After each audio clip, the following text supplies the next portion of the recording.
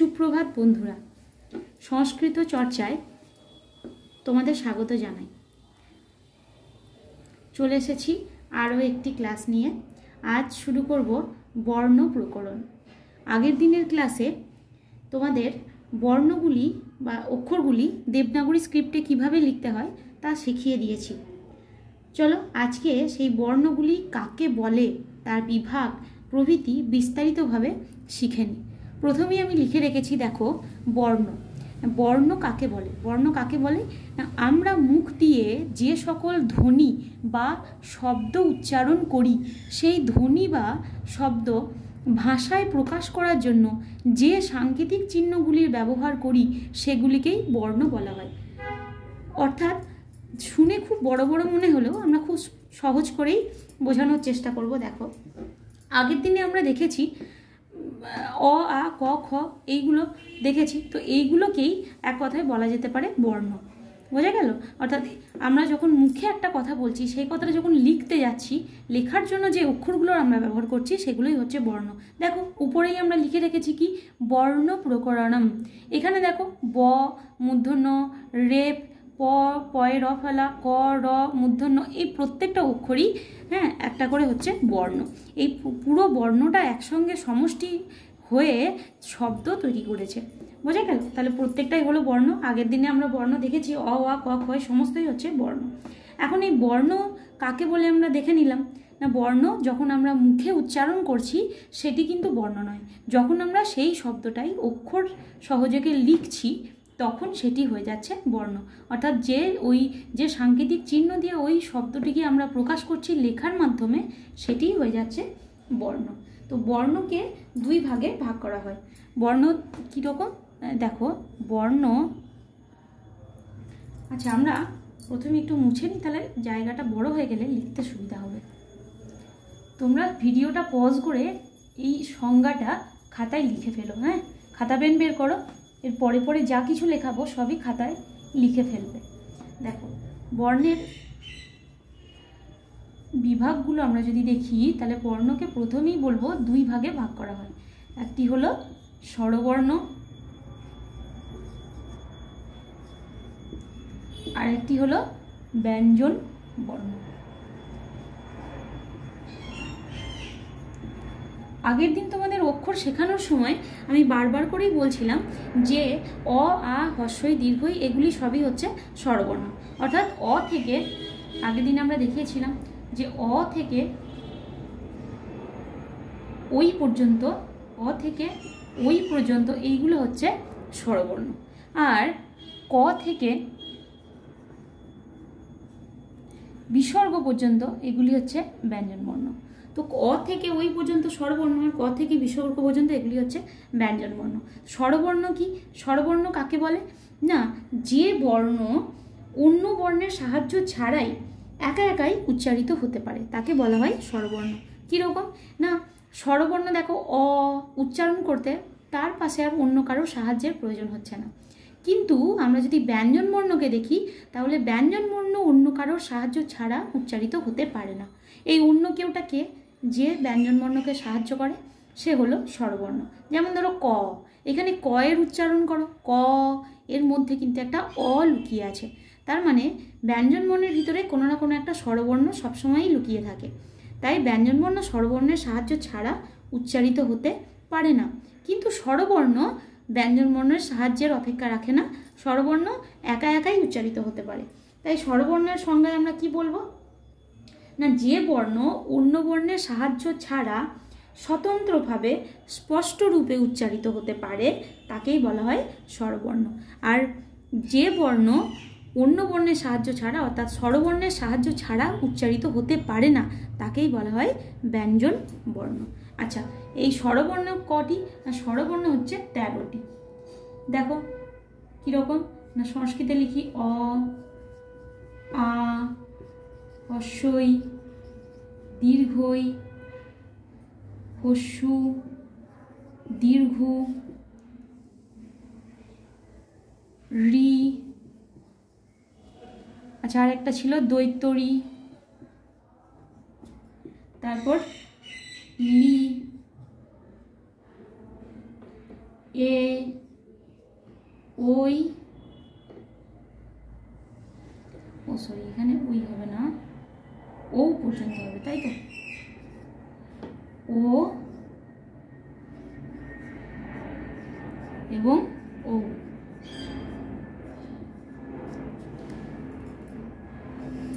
আচ্ছা তাহলে দেখো, অ আ হস্যই দীর্ঘই হস্যু দীর্ঘ রি দৈত্য রি লি এ ওই ও ও, এই 13টি হচ্ছে স্বরবর্ণ। আর ব্যঞ্জনবর্ণ, ব্যঞ্জনবর্ণ ক থেকে বিসর্গ পর্যন্ত সমস্তটাই ব্যঞ্জনবর্ণ। আচ্ছা এইখানে দেখো, অর্থাৎ যদি আমরা করি ক, খ, গ, এই সমস্তটাই কিন্তু সমস্তটাই স্বরবর্ণের সাহায্য ছাড়া কিন্তু উচ্চারিত হতে পারে না। অর্থাৎ এই কয়ের ভিতরে কি আছে, এই কয়ের ভিতরে একটা এই অ লুকিয়ে আছে। ক দেখো, খ, গ, প্রত্যেকটার ভিতরে একটা অ লুকিয়ে আছে। আচ্ছা যদি অ না রাখি তাহলে কি অন্য কিছু রাখতে পারি? অবশ্যই। ক এর সঙ্গে ক ছাড়াও আরও অন্যান্য স্বরবর্ণেরও আমরা ব্যবহার করতে পারি, কিন্তু কোনো না কোনো স্বরবর্ণ ছাড়া কিন্তু ব্যঞ্জনবর্ণ উচ্চারিত হতে পারবে না। যেমন ধরো কয়ের সঙ্গে যদি অ না রেখে আ রাখি তাহলে তো আগের দিনেই একবার ইয়েতে দেখিয়েছিলাম, কার চিহ্নতে কা হয়ে যাবে। তারপরে কয়ের সঙ্গে যদি আ না রেখে হস্যই রাখি তাহলে কি হয়ে যাবে? তাহলে কি হয়ে যাবে? কি হয়ে যাবে? এরকম করে কিছু না কিছু স্বরবর্ণ কিন্তু আমাদেরকে রাখতেই হবে, তাছাড়া আমরা ব্যঞ্জনবর্ণের উচ্চারণ করতে পারবো না। সবসময় স্বরবর্ণের, তাহলে যে বর্ণ অন্য কোনো বর্ণের সাহায্য ছাড়াই উচ্চারিত হতে পারে তা হলো স্বরবর্ণ, এবং যে বর্ণ স্বরবর্ণের সাহায্য ছাড়া উচ্চারিত হতে পারে না তা হলো ব্যঞ্জনবর্ণ। কিন্তু এই ব্যঞ্জনবর্ণের আর একটা মজা আছে, দেখো এই ব্যঞ্জনবর্ণ ক কখনোই আমরা অ বাদ দিয়ে উচ্চারণ করতে পারবো না। তাহলে কি লিখতেও পারবো না? না, তা নয়, আমরা কিন্তু ব্যঞ্জনবর্ণকে স্বরবর্ণের সাহায্য ছাড়াও লিখতে পারবো। কীরকম না, ক থেকে যদি আমরা অটাকে বের করে দিই, এই অটাকে যদি আমরা ক থেকে বের করে দিই তাহলে এই কটা দেখতে হয়ে যাবে এই রকম, অর্থাৎ কয়ের একটা হসন্ত চলে আসবে। এই ক থেকে অ বেরিয়ে এলে কয়ের হসন্ত, এই হসন্তটা থাকলে বোঝা গেল যে এটি শুধুমাত্র ব্যঞ্জনবর্ণ, এর মধ্যে কোনো রকম স্বরবর্ণ ঢুকে নেই, অর্থাৎ এর মধ্যে এখন আর কোনো স্বরবর্ণ নেই, এখন শুধুমাত্র এটি একটি ব্যঞ্জনবর্ণ যার মধ্যে কোনো স্বরবর্ণই নেই। আচ্ছা এই আর একটি আছে, আচ্ছা এই স্বরবর্ণের, দেখো স্বরবর্ণের আবার এরকম দেখে নিলাম, স্বরবর্ণের আবার আরও ভাগ আছে। তো স্বরবর্ণের ভাগগুলি আমরা চলো দেখে নিই একটু, স্বরবর্ণের ভাগগুলি। তো স্বরবর্ণের ভাগগুলি কি না, স্বরবর্ণগুলিকে আবার 3টি ভাগে ভাগ করা হয়। একটি হলো হ্রস্বস্বর,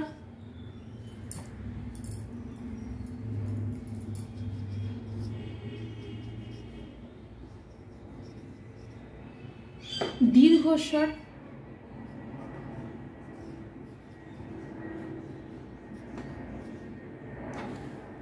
আরেকটি হচ্ছে প্লুতস্বর।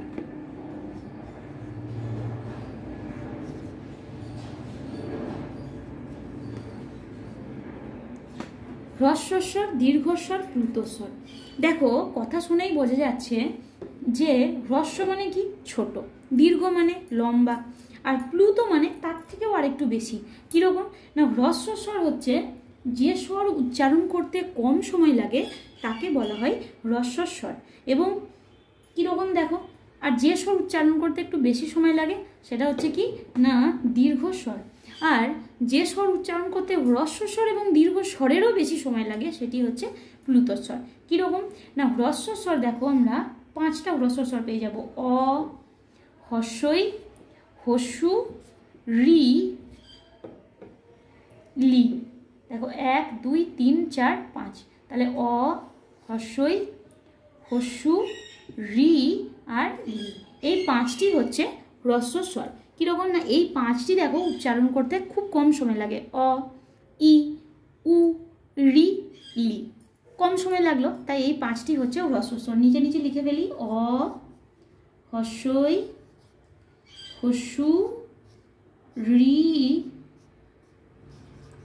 এবং লি, এই 5টি হচ্ছে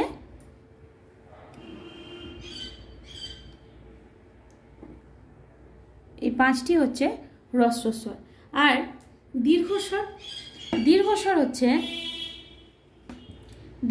হচ্ছে যে স্বর উচ্চারণ করতে আর একটু বেশি সময় লাগে। কীরকম না, হ্রস্বস্বরের থেকে একটু বেশি সময় লাগছে। কীরকম দেখো, অয়ের থেকে আ বেশি সময় লাগে অ, কিন্তু আ, ই দীর্ঘ ই, দীর্ঘ উ, দৈত্যরি রি, তারপরে এ, ও, ওই, ও, ও, প্রত্যেকটাতেই দেখো হ্রস্বস্বরের থেকে একটু বেশি সময় লাগছে, তাই এগুলিকে বলা হয় দীর্ঘস্বর। কীরকম, তাহলে এই দীর্ঘস্বর কটা হলো দেখো, 1টা 2টো 3টে 4টে 5টা 6টা 7টা 8টা, তাহলে এই 8টি হলো দীর্ঘস্বর। চলো লিখে ফেলি। তাহলে 8টি দীর্ঘস্বর কি কি না, আ, দীর্ঘই, দীর্ঘ, দৈত্য রি, তারপর এ, ওই, ও এবং ও। এই 8টি হলো দীর্ঘস্বর। আর বাকি থাকলো প্লুতস্বর। প্লুতস্বর কি না, প্লুতস্বর হচ্ছে হ্রস্বস্বর এবং দীর্ঘস্বরের থেকেও যদি একটু বেশি সময় লাগে তাহলে হচ্ছে প্লুতস্বর। আচ্ছা, আমরা কখনো যদি ঝগড়া করি তাহলে একটু বেশি সময় ধরে বলি, আবার কাউকে যদি ডাকি তাহলে একটু বেশি সময় ধরে ডাকি। আচ্ছা, অকে যদি আমরা বেশি সময় ধরে রাখি, আচ্ছা কোনো একটা বিষয় আমরা খুবই বিস্মিত হয়েছি তখন কি বলি, ও, এইরকম বলি না, তখন এই ও এর উচ্চারণটা আমরা একটু বেশি সময় ধরে করলাম, তখন সেটা হয়ে যাবে প্লুতস্বর। আবার দেখো, কখনো কাউকে যদি আমরা এই বলে ডাকি, এই শোন, এই যে অনেকক্ষণ ধরে আমরা ডাকছি, এটা হয়ে যাচ্ছে প্লুতস্বর। অর্থাৎ হ্রস্বস্বর 1 মাত্রা, মানে এক মুহূর্ত সময় লাগে, দীর্ঘস্বর 2 মাত্রা 2 মুহূর্ত, আর প্লুতস্বর হচ্ছে 3 মাত্রা। যারা গান শেখে তারা খুব ভালো বুঝবে যে হ্রস্বস্বর হচ্ছে 1 মাত্রা, দীর্ঘস্বর হচ্ছে 2 মাত্রা, আর প্লুতস্বর হচ্ছে 3 মাত্রা। তাহলে এই হ্রস্বস্বর বা দীর্ঘস্বর যে কোনো স্বরই যখন একটু বেশি সময় ধরে উচ্চারিত হবে তখনই সেটা হবে প্লুতস্বর। তাহলে হ্রস্বস্বর 1 মাত্রা, খুব অল্প সময়ের উচ্চারণ, দীর্ঘস্বর 2 মাত্রা, তার থেকে একটু বেশি সময়ের উচ্চারণ, এবং প্লুতস্বর 3 মাত্রা, অর্থাৎ একটু টান দিয়ে একটু বেশি সময় ধরে যদি উচ্চারণ হয় তাহলে প্লুতস্বর। যেমন ধরো গানের ক্ষেত্রে অনেক সময়ই প্লুতস্বরের উচ্চারণ বেশি হয়, কোথাও গানের কোনো একটা জায়গায় একটু বেশি টান রয়েছে, বেশিক্ষণ ধরে টানা হচ্ছে, তখন সেটি হয়ে যাবে প্লুতস্বর। তাহলে এই 3টি স্বর আমরা খুব ভালোভাবে দেখে নিলাম।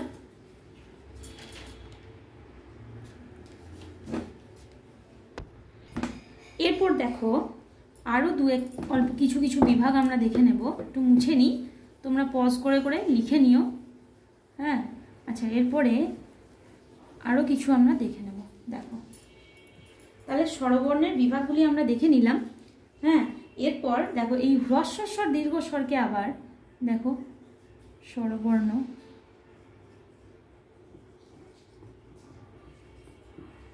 যদি করি তাহলে 3টি ভাগ আমরা দেখেছি না, একটি হচ্ছে হ্রস্ব স্বর, একটি হচ্ছে দীর্ঘস্বর, আর একটি হচ্ছে প্লুতস্বর, তাই তো? তাহলে আমরা কি দেখেছি না, হ্রস্বস্বর হচ্ছে 1 মাত্রা, দীর্ঘস্বর 2 মাত্রা, আর প্লুতস্বর 3 মাত্রা। এই হ্রস্বস্বরকে আবার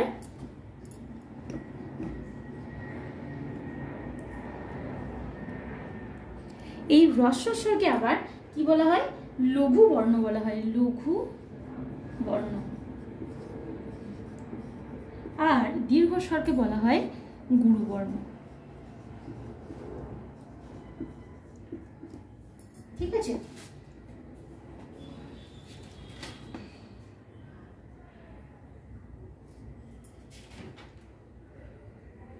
তাই তো? তারপরে দেখো আমরা দীর্ঘস্বরে কয়টি স্বর পেয়েছিলাম, দীর্ঘস্বরে কি কি পেয়েছিলাম আমরা, আ, দীর্ঘই, দীর্ঘ, দৈত্য রি, তারপরে এ, ওই, ও আর ও। এই যে চারটি বর্ণ আছে নিচে, এ, ওই, ও আর ও, এই চারটি বর্ণকে আবার বলা হয় সন্ধ্যাক্ষর বা সন্ধিস্বর। এই চারটি বর্ণকে কি বলা হয়? সন্ধ্যাক্ষর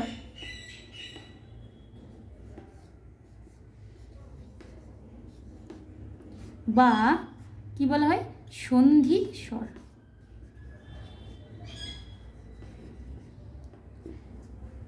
সন্ধ্যাক্ষর বা সন্ধিস্বরও বলা হয়। তাহলে দেখো কেন বলা হয় না, এই চারটি বর্ণ কোনো না কোনো সন্ধিতে উৎপন্ন হয়েছে।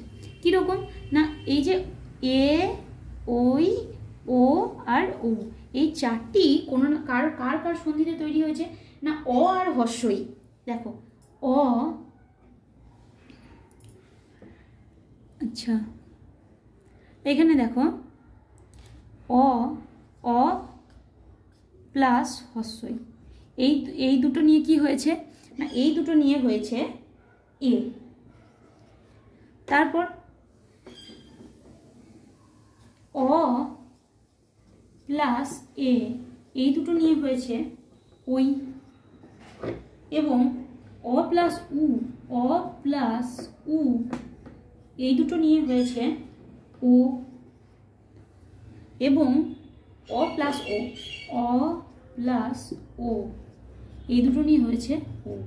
তাহলে দেখো এই যে এই চারটি বর্ণ এ, ওই, ও, ও, এই চারটি বর্ণ সন্ধির মাধ্যমে উৎপন্ন হয়েছে, তাই না? এই চারটি বর্ণ সন্ধির মাধ্যমে উৎপন্ন হয়েছে। কিন্তু দেখো যে কটা সন্ধির মাধ্যমে উৎপন্ন হয়েছে, দেখো সন্ধির মাধ্যমে উৎপন্ন হয়েছে বলেই এইগুলোকে বলা হয় সন্ধিস্বর বা সন্ধ্যাক্ষর, মানে সন্ধি অক্ষর, সন্ধির অক্ষর, সেই জন্য হয়েছে সন্ধ্যাক্ষর। তাহলে বোঝা গেল? এইগুলি হলো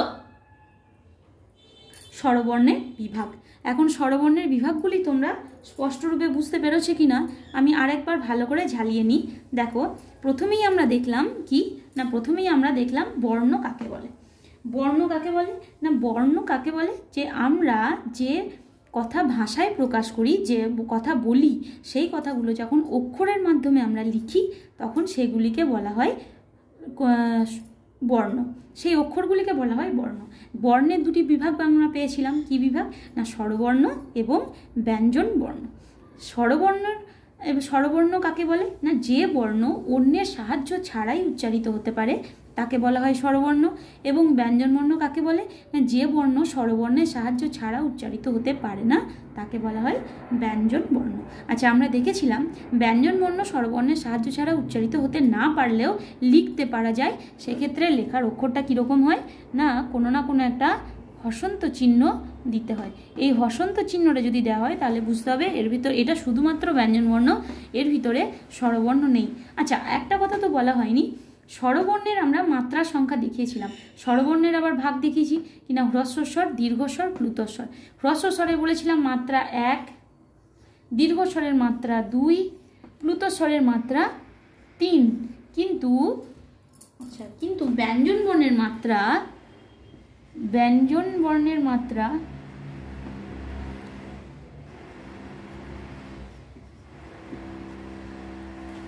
মাত্রা কত? ব্যঞ্জন বর্ণের মাত্রা হচ্ছে অর্ধমাত্রা। মাত্রা কত? অর্ধ, অর্থাৎ হাফ, তাই তো? তাহলে ব্যঞ্জন বর্ণের মাত্রা হচ্ছে অর্ধ, অর্থাৎ হাফ, অর্ধেক মাত্রা। তাহলে দেখো তাহলে এর ভিতরে স্বরবর্ণ তো থাকবে না, যদি না থাকে তাহলে এটা হয়ে যাবে অর্ধমাত্রা। তাহলে দেখো এবার হ্রস্বস্বর কি বলেছিলাম না, যে স্বর উচ্চারণ করতে কম সময় লাগে সেটি হচ্ছে হ্রস্বস্বর, যে স্বর উচ্চারণ করতে বেশি সময় লাগে সেটি হচ্ছে দীর্ঘস্বর, আর যে স্বর উচ্চারণ করতে আরেকটু বেশি অর্থাৎ হ্রস্ব দীর্ঘ দুজনেরই থেকে বেশি সময় লাগে তাকে বলা হয়েছিল দীর্ঘস্বর।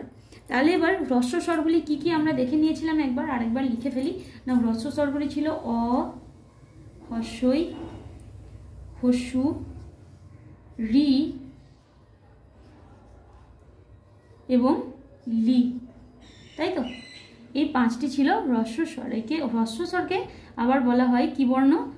লঘু বর্ণ। এবং স্বরকে বলা হয় গুরুবর্ণ, প্লুত স্বর কোনো আলাদা নাম নেই। তো এই গুরুবর্ণগুলি দীর্ঘ স্বরগুলি কী কী ছিল? আ, দীর্ঘই, দীর্ঘৌ, দৈত্যরী, এ, ওই, ও, ও। এই এ, ওই, ও, ও এই চারটিকে আবার কি বলা হয়? সন্ধ্যাক্ষর বা সন্ধি স্বর। এগুলি কি কি না, অ প্লাস হস্যই মিলিয়ে হয়েছে এ, অ প্লাস এ মিলিয়ে হয়েছে ওই, অ প্লাস হস্য মিলিয়ে হয়েছে ও, এবং অ প্লাস ও মিলিয়ে হয়েছে ও। এইভাবে স্বরবর্ণের বিভাগগুলি আমরা দেখে নিলাম। পরবর্তী ক্লাসে আমরা ব্যঞ্জনবর্ণের প্রচুর বিভাগ আছে, সেই বিভাগগুলিও স্পষ্টতই দেখে নেব। ঠিক আছে, আজ তাহলে ক্লাস এই পর্যন্তই থাক। হ্যাঁ, পরের দিন আমরা ব্যঞ্জনবর্ণের বিভাগগুলি খুব ভালোভাবে দেখে নেব। হ্যাঁ, তো ব্যঞ্জনবর্ণটা আরও খুব ভালোভাবে সুন্দরভাবে শিখতে হবে। তো সেই জন্য তোমাদের পাশে থাকাটা খুব জরুরি। আর এইরকম তোমাদের যদি কোনো ক্লাস ভালো লেগে থাকে তাহলে তোমরা অবশ্যই আমার এই ক্লাসটিকে লাইক করবে, শেয়ার করবে এবং সাবস্ক্রাইব করবে। আর তোমাদের যদি অন্য কিছু আমার কাছ থেকে শেখার ইচ্ছা থাকে তাহলে তোমরা অবশ্যই কমেন্টে জানাবে যে এই বিষয়ে তোমরা ক্লাস পেতে চাও। আমি অবশ্যই চেষ্টা করব সেই ক্লাসটি দেওয়ার। এবং তোমাদের যদি কোনো প্রশ্ন থাকে, এই ক্লাস থেকে যদি তোমাদের কোনো প্রশ্ন থাকে সেই প্রশ্নটিও তোমরা কমেন্টে লিখবে। আমি চেষ্টা করব তোমাদের প্রত্যেকটি কমেন্ট পড়ে তার উত্তর দেওয়ার। ঠিক আছে, ধন্যবাদ।